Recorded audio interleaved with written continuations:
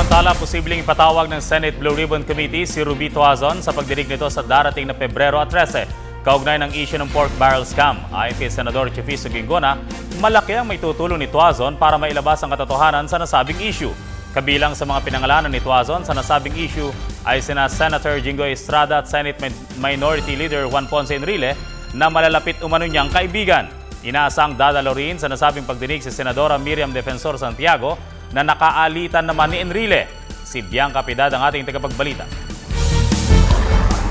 Naglabas ng advisory ang chairman ng Senate Blue Ribbon Committee na si Senador Chifiso Ginggona III ukol sa imbitasyon nila kay Ruby Tuazon upang ihayag nito ang lahat ng kanyang nalalaman sa pork barrel scam.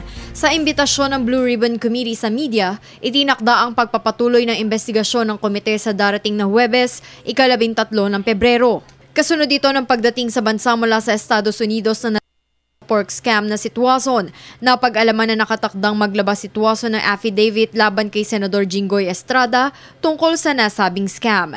Nahinga naman ng pahayag si Senador Jinggoy Estrada sa isang phone interview. Hinala ni Estrada, masyado lang mabigat ang pressure na pinagdadaanan ni Tuazon kaya napilitan itong magsalita laban sa kanya. Maring ginigipit lamang siya at napipilitan para gawin niya ito.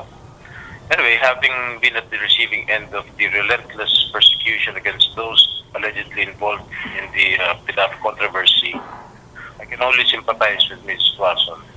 Wala din makita si Estrada na dahilan upang tumestigo si Tuazon laban sa kanya, lalo't naging dating social secretary ito ng amang si dating Pangulo at ngayon Manila Mayor Joseph Estrada. Pero posible an Estrada na bunga din ito ng tampo ni Tuazon noong minsay hindi niya napagbigyan sa kahilingan sa pera noong Oktubre. Humihingi siya ng financial assistance sa akin. So sabi ko sa kanya, Tita Ruby, paano naman kita wala naman akong pera, pare-pareho naman tayong may kaso. Yun lang naman ang sinabi ko. Siguro,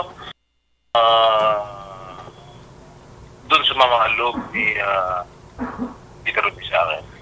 Nilinaw naman Estrada na walang koneksyon sa kanyang opisina si Tuazon, official man o unofficial. Kaya walaan niya dahilan para ipagkatiwala dito ang pag-allocate ng kanyang PDAF o alinman sa kanyang aspetong pinansyal.